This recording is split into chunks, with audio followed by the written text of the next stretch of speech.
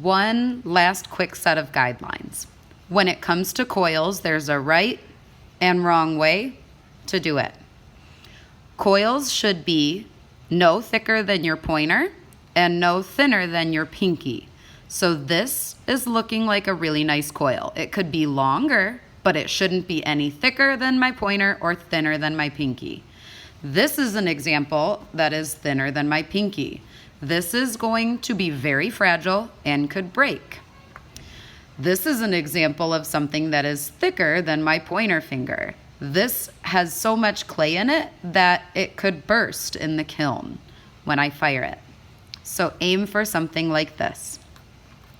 When it comes to slabs, you also want the thickness to be about as thick as your pointer finger and no thinner than your pointer finger and no thinner than your pinky finger. Here is an example of a slab that is much thinner than my pinky finger. So they need to stay like a thick cookie like this one.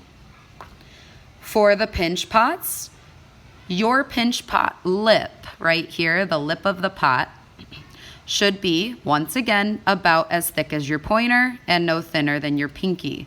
So this right here is a good area. The cracks need to be smoothed, but this is a good example. Here is an example where it is way too thin. Look at and compare. This is way too thin. This has been pinched so thin. This is so fragile. It will probably break.